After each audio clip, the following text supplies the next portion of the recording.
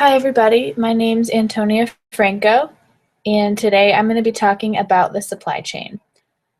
So we are going to look at what the supply chain is, and then we're going to show exactly how it works with an example. So first of all, what is the supply chain? According to the dictionary, the supply chain is the sequential process in creating a specific product. So the supply chain could include all sorts of different steps to start with raw materials and create a finished product. Now, one company could do all of these steps themselves, but typically it's more efficient if each company does one or two of the steps and passes the products along to the next company.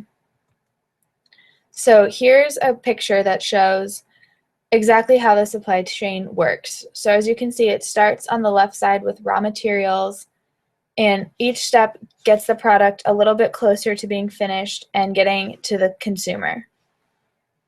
So there's a saying that goes along with the supply chain that's pretty common, and the supply chain is said to extend from the supplier's supplier to the consumer's consumer.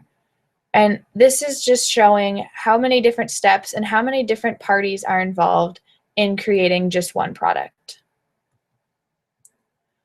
So in order to better understand how the supply chain works, we're going to look at an example. And the example we're going to do today is t-shirts. So we're just going to look at the most basic steps required to make a t-shirt.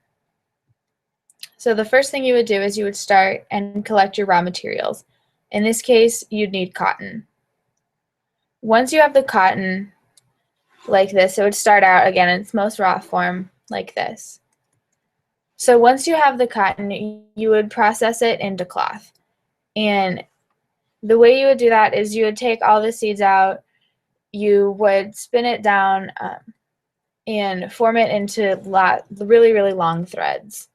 Now that would be the first step in creating the cloth. And then next you would weave the threads together and make huge sheets of cloth.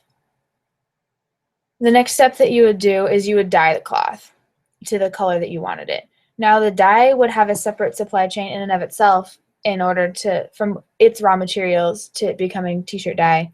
But that's just to give you a picture of like how many steps are involved in the supply chain for just one product. So here's a picture of a woman dyeing these long sheets of cloth. The next thing they would do is they would cut out the shirts and sew them into the t-shirt shape. So this is a picture of someone doing just that. And finally, they would print the t-shirts with whatever logo or whatever the consumer wanted on them. Now, as you can see, we had 5 steps in this supply chain so far.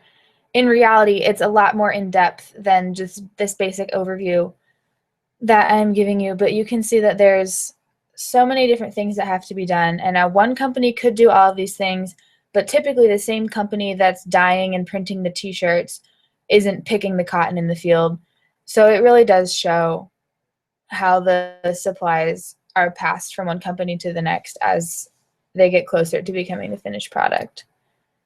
So here's a photo of the shirt being screen printed, and then finally the shirts are shipped to the customers and they are enjoyed by whoever bought the shirt.